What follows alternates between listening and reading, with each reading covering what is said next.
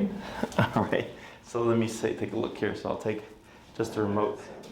I'm gonna dip it down. So the first thing I want to do here. We got the food that you told us Yeah. just like yesterday. Mm-hmm. What was it called? Their Signature. yeah, signature. Okay. Yeah. They like it. They See both how do. it goes. Yeah. What protein did you get? We got Lamb. lamb. Eh? Okay. It's probably the most expensive one they have though. How old is this guy? 6 6 months. months. How much does he eat a day? 2 Twice. cups. Yeah, twice. 2 cups twice a day? No, 2 cups once a. Well, No, it's 1 2.5 cup twice a day. Yeah. Okay. How much does he weigh? It's probably over 30. He's It's gained like weight. 35 now. 35 pounds, really? Yeah. Yeah. You could probably bump him to about 3 cups in total. Oh, we were at. Oh, okay. I think we were at. No, we were at 3. No. Yeah, they told us we needed to feed him more. Oh, Yeah. I'm thinking of Gordo. I don't know why. Yeah. He's going on the diet. Yeah. So he's currently on 3 cups. Yeah. Yeah. How long has he been on 3 cups? A while. About a month, because before we were doing like 1.5 or something. Yeah. We were going based on the puppy food Okay. thing, and they said no, he need. Because before you were able to see his back hip bones and. What's he, and before the the signature, what was it before? Oh, it was the 8. Okay. Akuna. Akana. Akana. Okay. I might bump him up another cup to 2 and 2. At this age, like they burn through calories. But if you've been feeding him 3 cups for a month now, he should already fill out a bit more. He has. He's Yeah. kind of bigger. It's, I mean, it's potentially that he has just a leaner build. I've seen pits with that build, but also with puppies, because they have a fast metabolism, they tend to just burn through calories.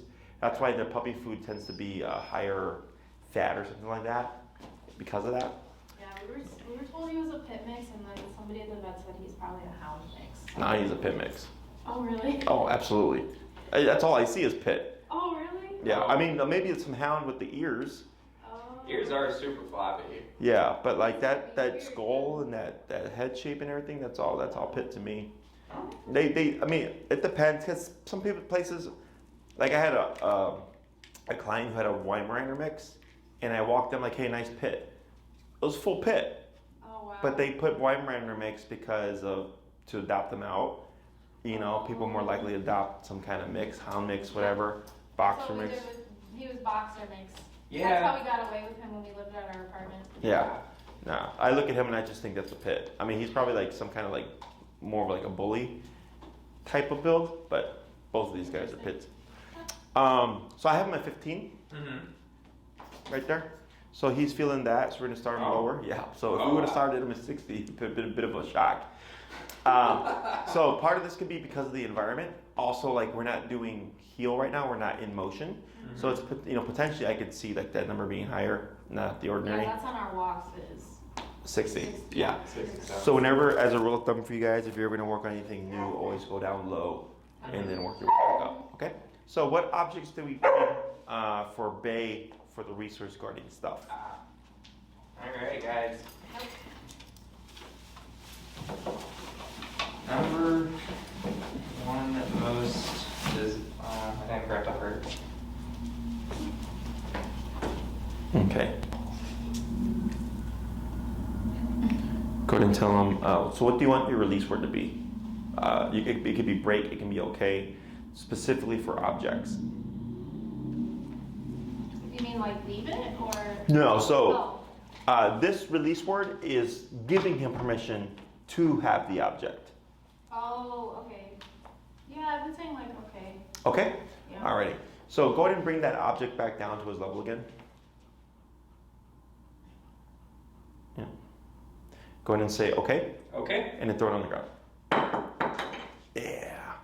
Now you're So go ahead and pick it up again. And what you're gonna do is you're gonna do a little bit of energy All right. to get him engaged with the toy. Yeah. Okay. So. Hey. Yep. Hey. Hey. You want a toy? You want a toy? What's that? Hey. You want a toy? Maybe give it to Gordo. Oh, that's a good one. You want it? Gordo? Think it's that one? No. Alright, buddy. Sorry, Gordo. That's enough your own training. So try it, toss it on the ground again for the pup. Really? I'm gonna try the squeaky. I already tapped him like twice. So Oh. this is why we always say do several things. Yeah. And like stuff like jumping, we're gonna ignore for now. Mm-hmm. Yep. And then go ahead and just toss it. Yeah, what's that? What's this? What's it? Oh, what's that? What's this? Go get it. Come on. What's this? Get it. Get it. No jumping. Get it. Get it. What's that? What's that? Do we have another object? No. Is it just those two? Yeah. Oh, Does- is there more? I didn't want to bring the bird because he peed on it. Does he like hides or like antler type stuff? Oh, we've never tried it, but I'm sure he would. All right, stick Yeah. with Hey, We give him like jerky type stuff before. Okay. new human kid toilet. I had all the toys on there. I know, I think I dropped the heart. I think we did feed him already. That's why he's so like working. I don't know. What's that? What's that? I'm like, Gordo gels here. Yeah, I get these from my pit. So this is a no hide, so there's no raw hide in this. Mm-hmm. What's this? Oh. Yeah. Oh, get it. Get it. This is 10.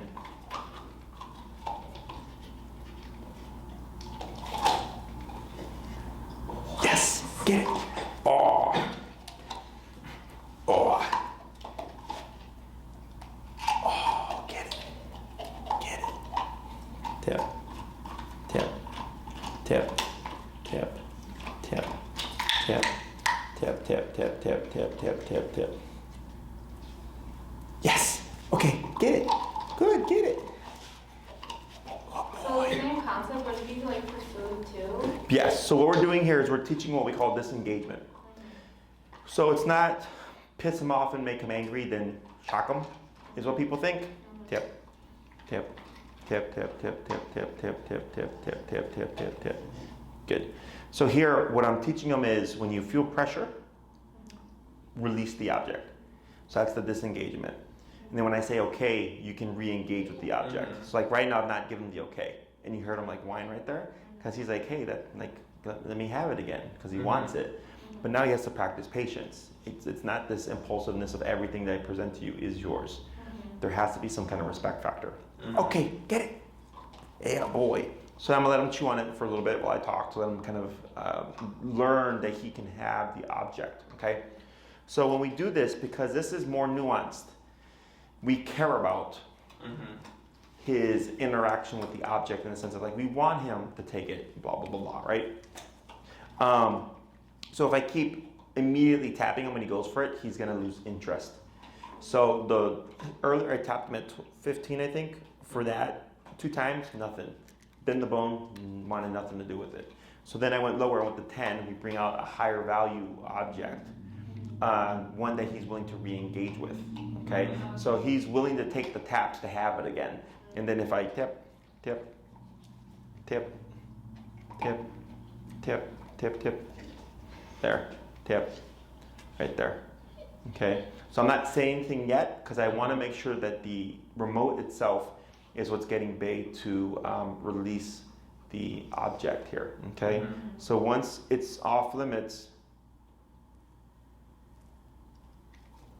tap, because I didn't say okay, it's off limits. It is a permanent thing until I give him the permission to have it again. So like, I remember I had a gentleman who would play fetch with his dog inside the house. Mm-hmm. And he complained that his dog would literally jump in front of the cabinet for hours, barking at the ball. So he would throw it for him. And I asked him, like, well, have you ever thrown it? And he's like, well, yeah, like hoping he would tire him out. I'm like, no, that just reinforced the behavior. So the dog learned, if I bark this long enough, you're gonna throw it for me, right? So there were no rules for the object. I'm like, once the ball is put away, it's done. So same thing here, is if I bring something out, it doesn't mean he's gonna have it, right? And I'm purposely like doing these motions to draw him to it, and he pulls back, because now it's off limits, okay? So what I want to build him to, I'm gonna bump this a little bit, is get him to the point where one tap and he releases, and then we'd put that cue to it. Just like with everything else, right? We always shape the behavior first, and then we label it with a word, okay? So like right now, you can see how he's like kind of interested in it, but he's like slowly becoming more passive, because he's knowing like right now this is in my possession. So a lot of times when owners bring out objects for their dogs, they're jumping, they're barking, they're nipping at their hands, and the owner's like this, trying to hide it from the dog. I don't do that. I would already have the dog preset with the remote. Walk out. If he's trying to jump at it, I'm just tapping and making him back off. I don't change my behavior, because he needs to learn to give respect of the object by default. Just because I pull this out does not mean he's going to have it. But that's how it typically is, right? So I presented it, he was putting his mouth on it, and I tapped that. I don't even wait for the open mouth. Once he's making contact, too much. So if I bring it here, you can see how he's conflicted, right? You see how he moves away? Because he's going, is it the object? Right. Okay. Okay. Okay. Yeah. Okay. Yes. Good boy. Yeah. And you see like right there where he licked it and they kind of really quickly pulled away. Because he's thinking like, am I going to get tapped? So now I'm teaching him when you hear okay, yes, you can have it. Now you can chew it. But there's going to be a little bit of distrust in the beginning. That's why we have to go lower. Okay, because if I'm at 60. No, that was for our walks. I wasn't going that high at home. Yeah, so that's why we always go down low for anything new. Okay, always make sure we get contact first, because then most likely not going to want anything to do with it. And it's not a permanent thing. Yeah. It's just within the moment he's like, yeah, no, that's not worth it, you know. And then like a few days might go by before he tries like, okay, what about today? Okay, so now I'm at 12. So then, yep, good. Okay, yes, good boy. And then I bring it back. Sorry, bud, I only got one of these. And then I can give it back to him. So right now, again, just worried about disengagement. So here, the release command, it's kind of like recall. It takes time to teach. Because dogs can be so apprehensive, they don't want anything to do with the object. Kind of like with the recall, if you practice too much, the dog won't want to leave your side, so then you're stopped. So here, same thing. Let's say you practice the release command, but then anytime you give him something, he just is not interested. Well, you can't practice the release command if he's not interested. Does that make sense? Yeah. So what we're doing here is setting the foundation for to disengage. So technically speaking, like let's say I say the word drop it. Drop it means release what's in your mouth. Okay, is practicing it to the point where you don't need the collar. Now this command can be built to that degree because it's in the home, right? So like let's say he's got an object, you see Gordo coming, and you're like, oh, I know this is going to be a problem. You would cue drop it, he spits it out, leaves the situation, so then you don't see anything. Does that make sense? Because he cannot guard something that he's not in possession. Drop it, tip. Tap, tap, tap, there. Okay. So, and then like when I'm like right now, he had that for like 2 to 3 minutes.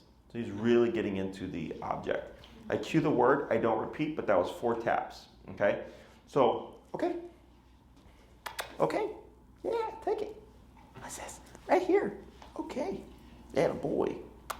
Yeah, you can have it. Yes. Take it. Good. Good boy. So now I have the cue, because I already know that 10, 12 at the lowest will get him to disengage. And then now I've done a few reps of that, because if I keep doing it, it's random, right? So then the dog's like not knowing when to anticipate when the pressure's going to come. So now I'm bringing in the cue of drop it already, okay? So drop it is a release, leave it is a don't even get it. That's the difference between the two, okay? So like, if you're walking with him and he's going to pick up a chicken bone, leave it, because it's before he has it. Drop it would apply to after he has it and is actively in his mouth. Okay. Now, in my book, you know it's something that you don't want the dog to have, like let's say it's outside, you know, like you just don't want the puppy to eat anything off the ground, I don't even say leave it. I just tap on the collar. Because you know you don't want him to have anything to do with what's on the ground, right? Because it could be a chicken bone, it could be a cigarette butt, like puppies eat the randomest shit. So I'm like, anything to eat outside? Nope. I just remote. Because if you say leave it, you would always have to say leave it. Yeah. Yeah. Drop it. Tap. Our barbecue with bake stealing it. I'm just thinking of Oh, our food. Yeah. Yeah, he ate a whole plate of potatoes that we grilled on the grill. Yeah. He's not the first puppy that I've heard. Somebody told me the other day their dog ate an entire rotisserie chicken, like just jumped out on the counter, just ate the whole thing. Another client, their dog ate a whole entire loaf of bread. Oh. Yeah. Oh, that one would be interesting. So I cue drop it, so now it's off limits. Okay, even if I put it back and see that in his personal space, off limits. Okay. Yes. Okay. Okay. I know. No, you can trust it. It's okay. Okay. Attaboy. Yeah, take it. Okay. Okay. Go for it, puppy. Go for it. Yeah. There you go. But that's the distrust. Right, because he's like, but the last time I said drop it, it was just one tap to get him to release. Okay, so now it becomes a more fair game because it's one thing when you give him something, okay, take it, okay. What's it? Take it.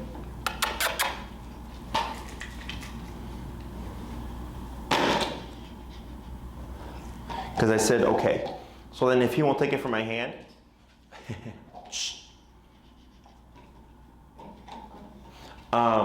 I can cue and then move back this way with him. So he's not so close to Gordo. There you go, like that. And then relax right there. Good, so I'm gonna let him have it for a second.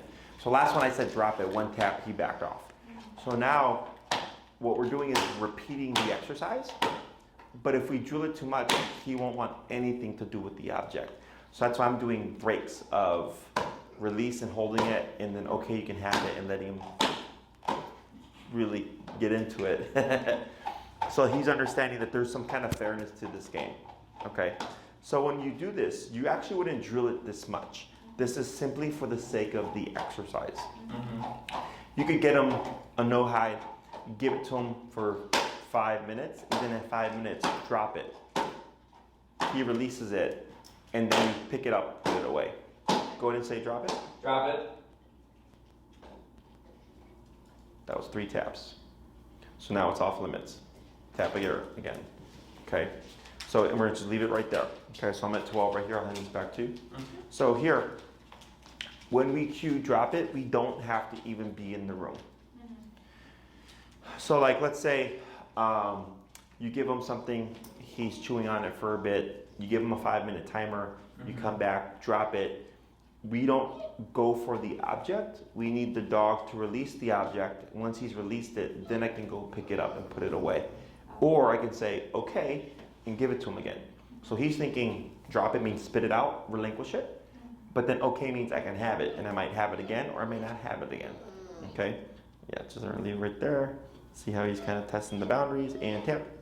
And he backs away. Okay? Because that drop it is still in effect.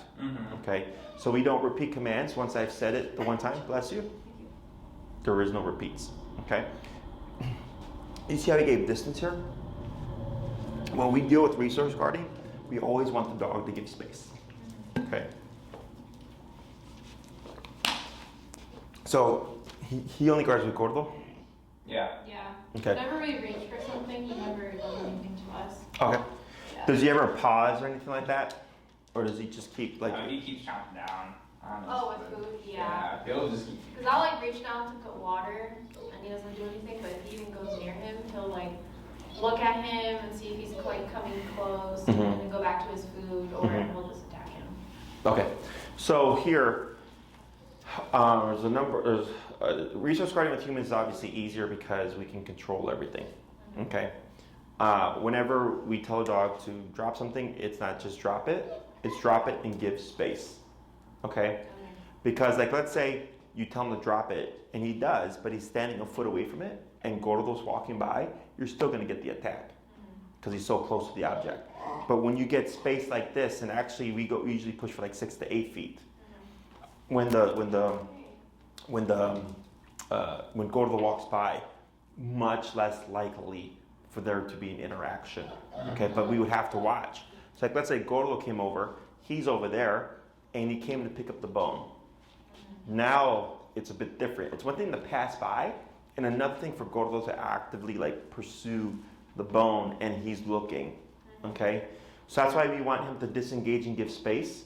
And you can always command more space. The minimum is 6 to 8 feet. So if I have a dog that's human, resource guarded with humans, whenever I tell the owner to pick up the object, I always tell him you want to face the dog as you pick up the object, because sometimes they'll re-engage. Okay, so you'll be coming to grab the object, and people assume like the dog is done, and then when they go to pick it up, the dog charges. Okay, so that's why the space is so important, but also like this interest. Like right now, he came back because I came over, and I saw you like tap him because it looked like he was getting interested again. Yeah. And then he went off and gave space, and now he's like sniffing the ground. Now he's taking into the environment like, oh, there's like other things here to do. Okay, so once you disengage the brain completely, it should look like this. Okay. Like there's no point in staring at it. There's no point in drooling over it or trying to smell it because it's completely off limits. So when he's in this kind of state, much less likely that I would think see him guard with Gordo there. Okay? So here you are. So it's still on drop it. Okay? So here when you present it to him, if you were to put his mouth towards it, you would technically correct. And I'm not going to have you do that. I'm going to have you say okay and release it immediately, because we just disengaged them for a bit. Okay, so I don't want to make them too paranoid. So go ahead and say the word okay. Okay. And then bring it to him. Yep. And just hold it there for a bit and let him have at it. Okay. So,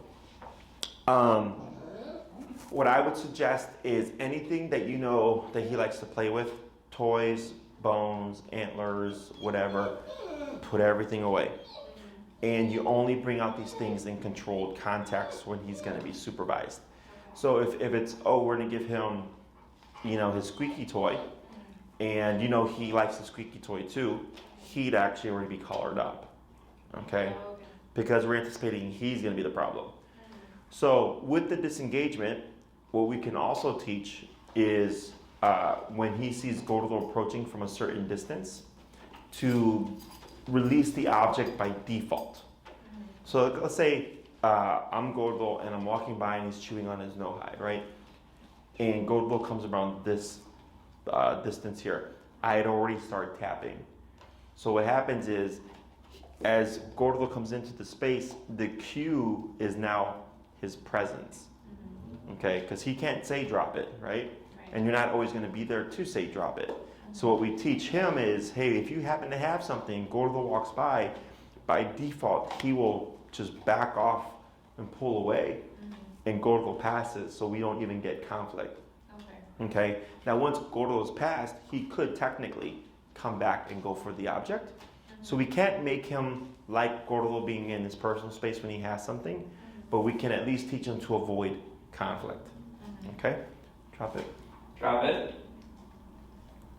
There you go. And move it around a little bit. Good. Go ahead and drop it on the ground. Good. Go ahead and say okay. Okay. Okay. Okay. Bring it to his nose. There you go. And then just let him have it. Yeah, you can drop it. Okay. There you go. So Good. with the food, like I alternate on days like feeding him first or feeding him first, because he just goes So crazy. fast. Well, he barks, Oh, yeah, like he'll eat it. demands the food, like yeah. So some days I'll feed him first and practice with his collar because he'll try to go over to his food. Okay. So I don't know. I practice that, and then some days I'll feed him first, but I'll tap him every time he tries to go for the food. Okay. Until I give him the Release. where Yep. yeah. That's Now technically wearing correct. collar, he doesn't care. Yeah, it's going to be a bit of time, and it sounds like he's pretty food driven. Yeah. He's highly driven. Yes, which will override a lot of that kind of logic. Okay, so if you feel like it's not sticking, and it's like every time you do that exercise, you're always remoting him, you're too low. Just start to work your way up, but you would work low to high. Okay, and then like let's say you end up going to 40, and you tell him okay, and he doesn't take the food because he's like, screw that, man, I got to tap at 40. I give him 5 minutes. He doesn't eat, I put it up. Next meal, same amount of food, put it down, repeat the exercise. He doesn't eat, I put it up. Okay. Eventually, he's going to learn to take the pressure, keep his shit in check, and then when you say okay, he can have it. But he's going to be a bit apprehensive in the beginning. Okay. It's against instinct for a dog to starve themselves to death. So he's going to eat at some point. He just has to be hungry enough to gamble, like, is okay really okay? Yeah. You know? And then this exercise also helps because it's the same thing, but this is more controlled context. It's not as, and that's not his food, so it's not as, like, he's not as drivey, you know, because he knows the ritual, I'm sure, like, at a certain point, is feeding time, and that's part of the reason why he has an issue as well. Yeah. When it comes to feeding them separate and stuff, because are these guys kenneled? Is he kenneled? They are. Yeah. Okay. Yeah. You can also feed him in the kennel, and then he's eating. He finishes first, but he's already he's eating slow or whatever, and then he doesn't get released until he's done. Because you avoid the issue. Because there's nothing that says that you have to have your dogs eating side by side. Okay. You can. We just have them like on opposite sides of the kitchen. Mhm. Yeah. So. Yeah. If I have a client with a resource guarder, I'll tell him make your life easy. Just feed the one in the kennel. Yeah. Okay. I guess for like us, right? Big time, like it's usually when we get home or wake up is when we feed him. So he's been in this crate for overnight or whatever. Overnight or 6 to 10 hours, depending on what it is. So like when we let him out, he just goes absolutely crazy. So do we wait until he's more calm to like give him the food? Drop him. Drop it. Tap, tap, tap, tap, tap, tap, tap, tap, tap, tap, tap, tap, tap, tap, tap. Don't pull it, and you're gonna bump up your power. Go to 16, and you're not gonna pull. You're just gonna tap on the collar. No need to repeat. Tap, tap, tap, tap, tap, tap. Right there. What's your number now? 16? 18. 18. Okay. So right there, because he had it for a period of time, he was really into it, right? So 12 to 18. And so one thing to note, like let's say he had the collar on and here to pick up a chicken bone, and you're trying to tap him to spit it out, he'd most likely eat it faster. So when I see that, I'm already 127 to make them like, blah, blah, blah, just spit it out, because I've had so many people tell me, like, my dog picked up a chicken bone, I tapped him and just like sped him up to eat it faster because they didn't want to release it. So in that case, I just hike it up. Here, he's obviously not going to ingest that super quick. I'll show you a simple approach to that. Go ahead and bring him in. I'm going. Go. Bed. Bed. Go on. That's the exact time we have. This is the exact one we have where I'm trying to sit here. Let's just close this. Okay, so this is when you don't have a collar, okay? Because there always has to be some kind of physical correction for the dog. And I actually have a little 5-pounder puppy back there right now, like this big. And the first day, just barking the entire time because they literally got the puppy and set him up for board and train the next day. And we got him. Yes, within 24 hours, the puppy was here to board and train. So, puppy kept barking, and I just did this simple exercise because the puppy was demanding to be let out. Yeah. So I removed the option of being let out without permission. Okay. So here, I don't say anything. I don't say sit. I don't say stay. I don't say quiet or calm down. None of that stuff. I come here. It's been 6 to 8 hours. I go to open, and you're gonna close. But you're gonna make contact with him, and you're gonna squeeze until he flushes back.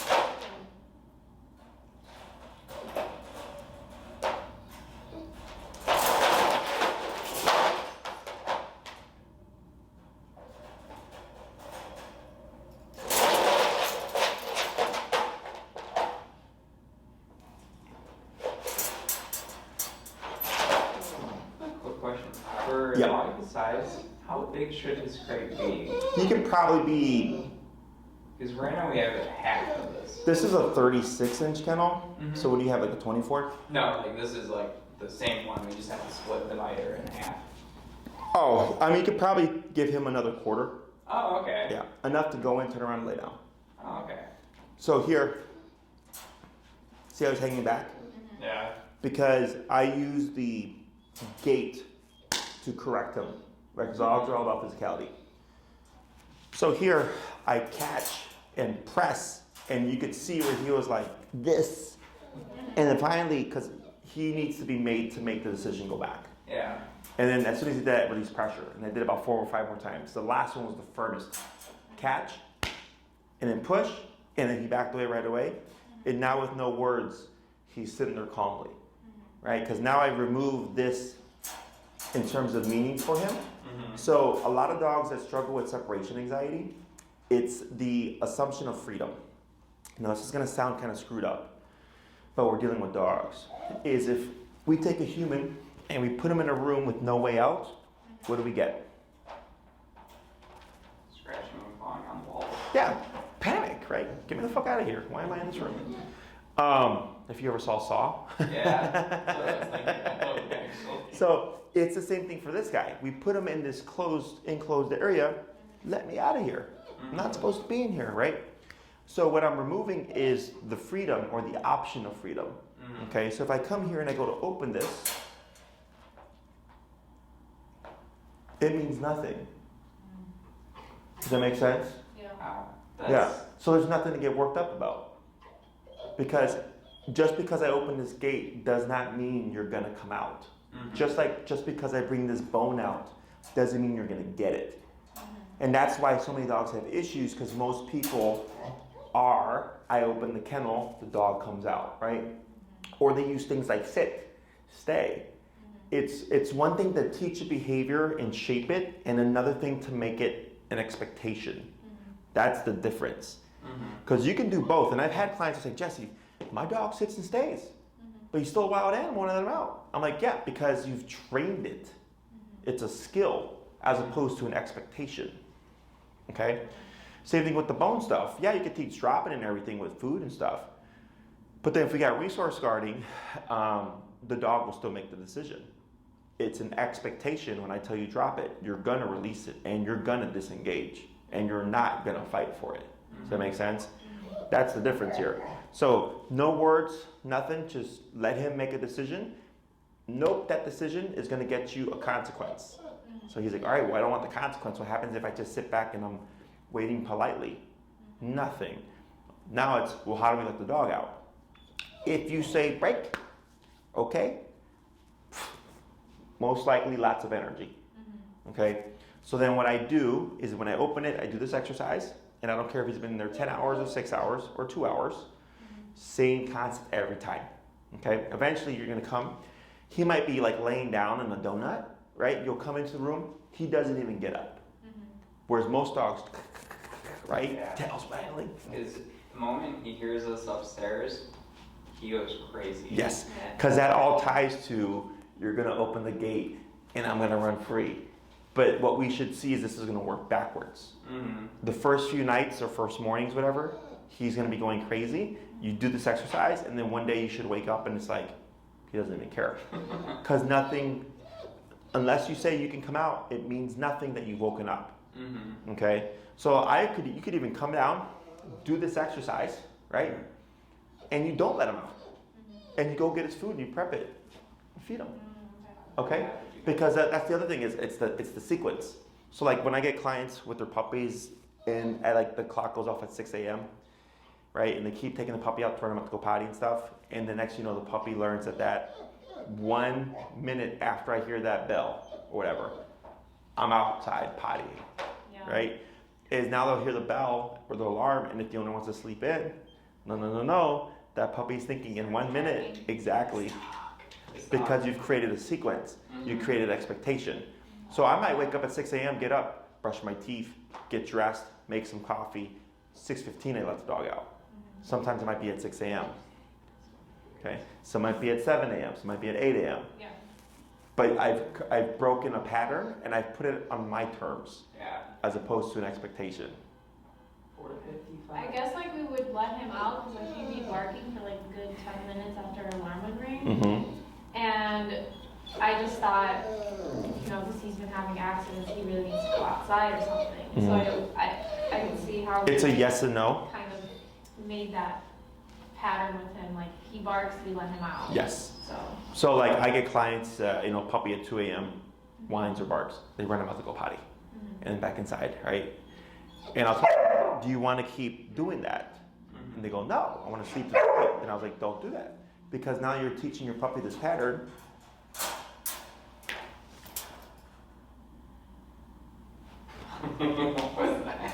You're teaching your puppy a pattern and you're training them to have to go out at 2 a.m. So what I do is I put them in a place where they can bark their brains out.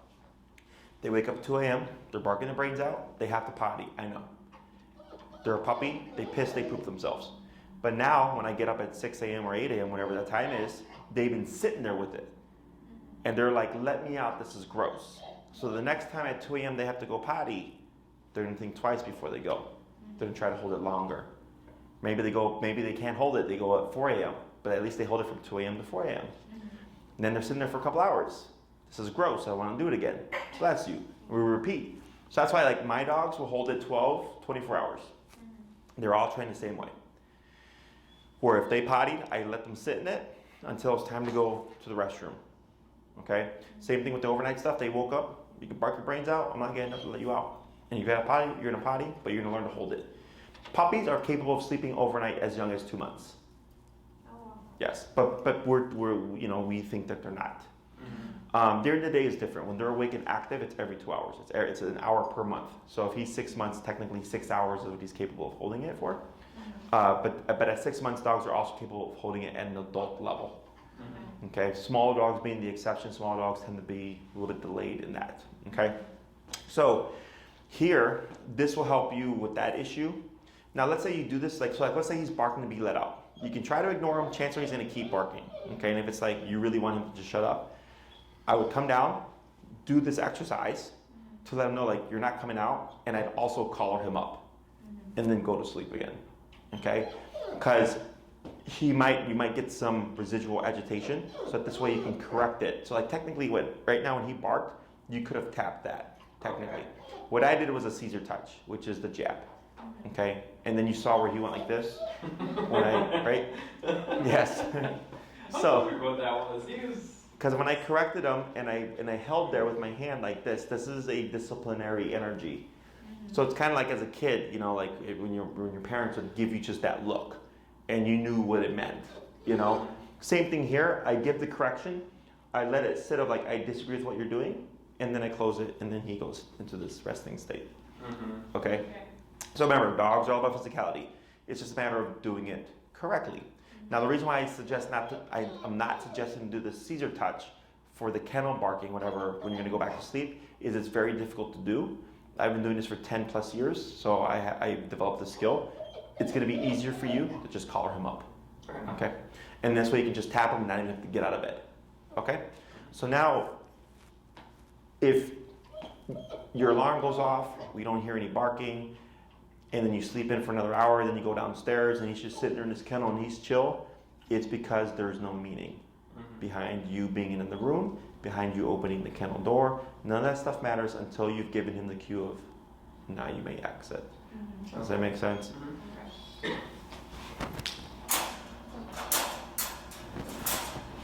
So then if I want to bring him out, I'm going to give a little bit of a pull here. And then he comes out like this. Okay? A little bit of a nervous piddle from the physical correction. So the next thing would be, like, let's say he comes out and he's back to 10. If you've got the collar on, you can tap there.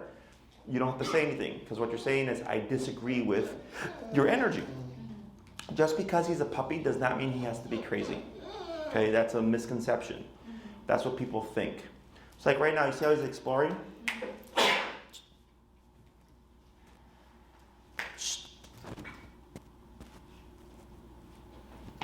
So what I'm doing here is disagreeing with the exploring. So I gave him permission to come out, but doesn't mean he can just start getting excited and start exploring again.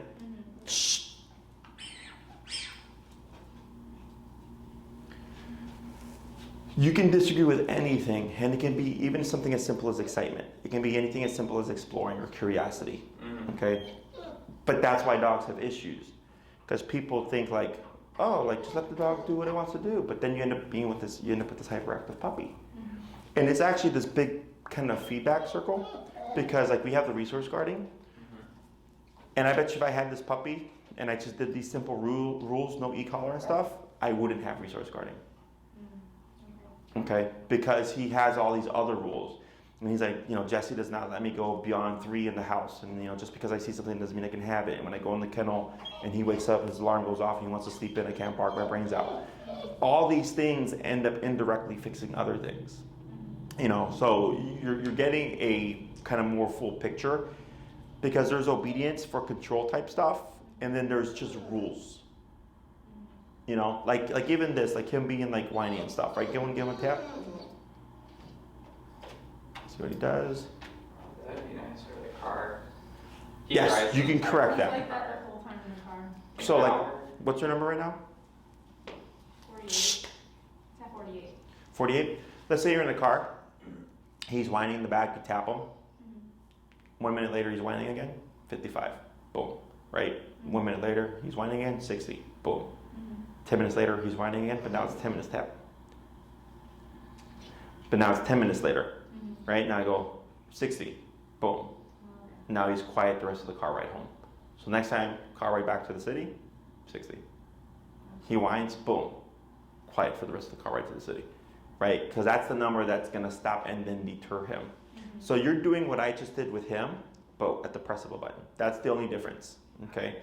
So like here, he got up to do something and I just hissed at him, bless you. And he just stopped and he just put his butt down like this, okay? So the hiss, I've empowered it through physical touch, okay? The hiss means nothing unless there's follow through. Bring him more over here so he's not. There, okay. So I don't care if he sits, I don't care if he lays down, I just care that he's in a passive state. Okay, so puppies as young as 2 months,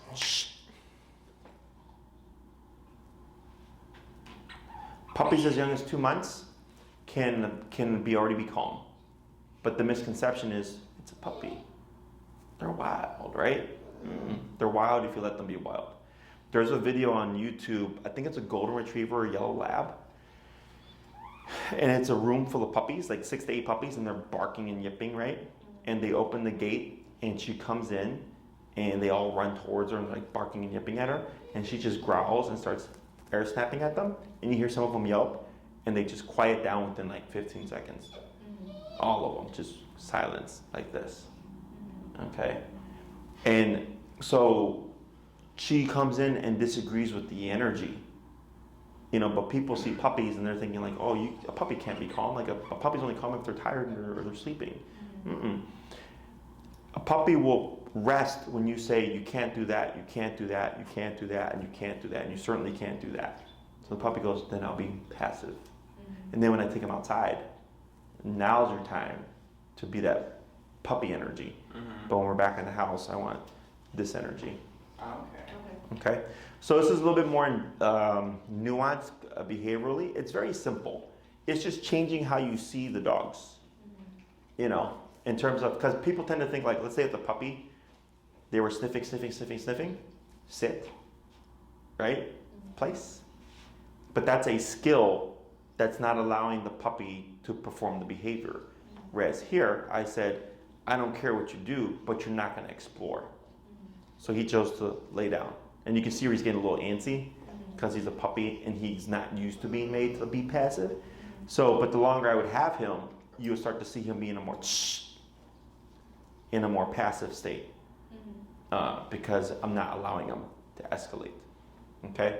So when you're in the home, just like living life, there's no obedience, none of that stuff, and he's doing something. And you're like, I don't want him to do that. Correct it.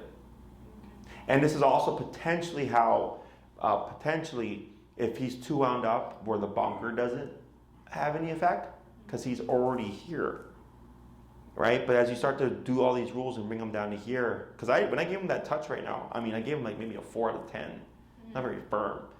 And there was the last one was like a 2. And he still gave me what I'm looking for. Okay, but it's everything kind of working together, as opposed to like he has all this freedom and then it's like, but I don't want you to do that one thing. It's all encompassing. It's how he comes up the kennel. It's how he behaves when he's loose in the home. It's how he interacts with the objects that I give him. Like all these things add up. Okay? Questions about any of this? No, not really. I don't have anything. Do you want to try the resource card anything with them? Yeah, sure. Nope.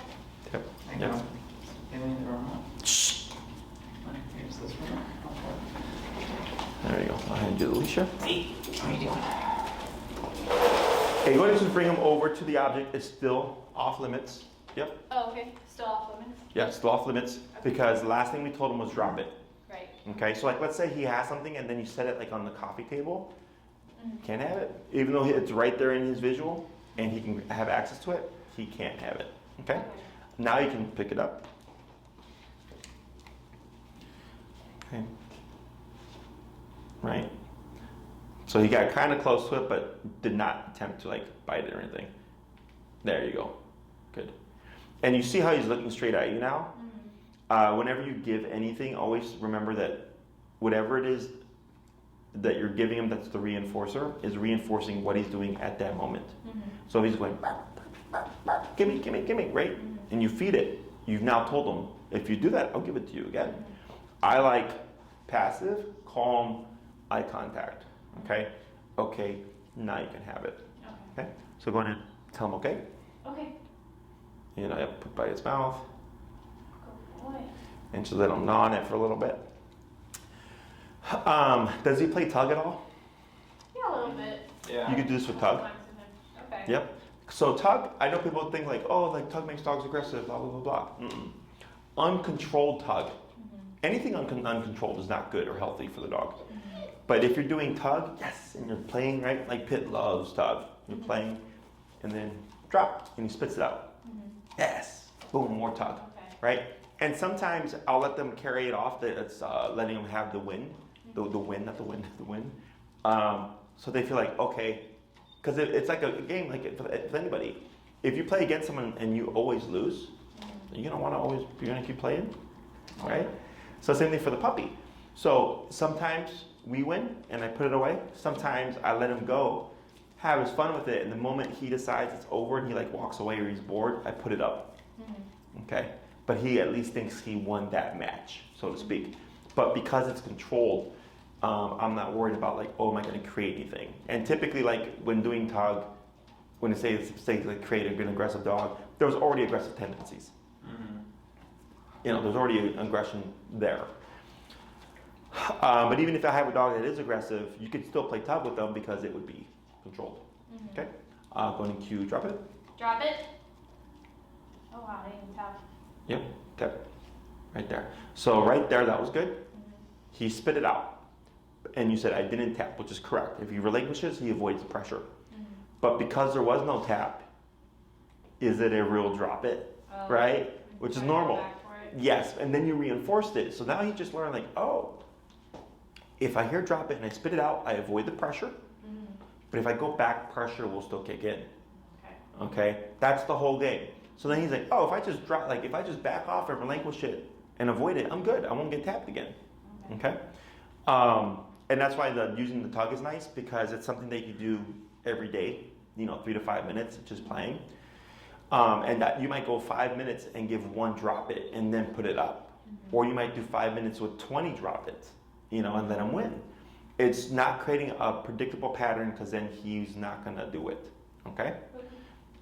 Questions on any of that? I was gonna ask, like, when them two are playing, he tends to be like go overboard and like grab onto his skin and pull it, and he's whimpering and obviously hurting him.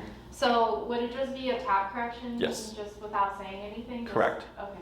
Correct. Because because now you're teaching him when you're in play, you can mouth each other and all that stuff, but you can't like grab his jowls and pull or grab his chest and pull. And you will start to see avoiding certain behaviors, but you're gonna just have to nitpick at it. Okay, so is it they'll start playing randomly, or can you set it up where they'll start playing?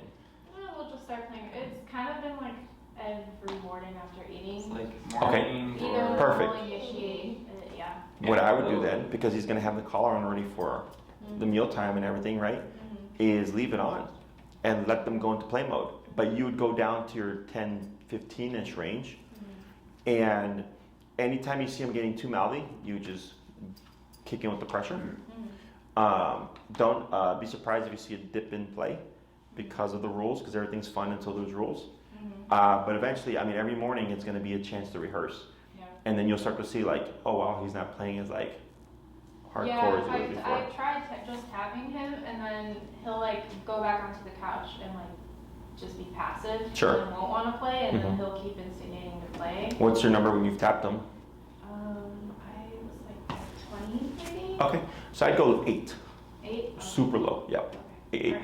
And if it dissuades him, you just ignore him, let him pester him. And then sooner or later, it's going to happen where he's going to go on the couch, he's going to come over and like, hey, come play. And he's going to engage again. Okay, but he's just trying to, this will also help because he's learning pressure on, pressure off, like I can go back to it again, which is technically similar to play. So all these things should work together. Okay, other questions? No. Good, there's hope for the little brat. He is.